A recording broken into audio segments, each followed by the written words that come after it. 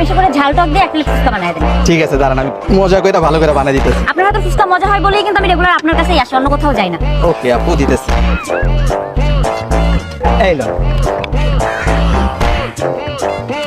না ভাইয়া, টকটা একটু মজা পাচ্ছি না। ফুচকাও মজা না, টকও মজা না। কি হয়েছে ভাইয়া আজকে? আচ্ছা আপু, আপনি 2 মিনিট দাঁড়ান, আসলে আমি আজকে ম্যাজিক মশলা আনতে ভুলে গেছি, তো নিয়ে আসি, তারপর আপনাকে মজা করে বানাই দিতেছি। ও আচ্ছা, তাহলে তাড়াতাড়ি আসুন ভাইয়া। হ্যাঁ ওকে আপু, আপনি 2 মিনিট দাঁড়ান। ঠিক আছে।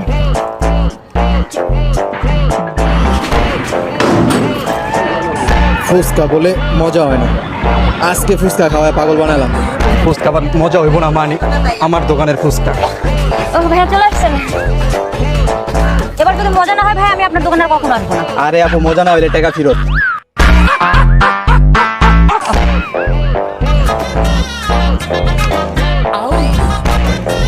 এলো না আপু, এখন খাই দেখেন। ভাই এখন তো অনেক মজা লাগতেছে। আপনি মশলাটা সকালে কেন আনেননি? আমার বিল কত হয়েছে ভাইয়া? আজকে আপনার জন্য ফুচকা ফ্রি, বিল লাগবে না, জান। সত্যি ভাইয়া? হ্যাঁ। Thank you. ঠিক আছে, যান। শালা, সকাল থেকে ফুচকা বানাইতেছি, মজা হয় না, এখন বুঝলাম ফুচকা মজা কি লেগে হয় না, ভালোভাবে বানাই দিলে এখন ভালো লাগে না।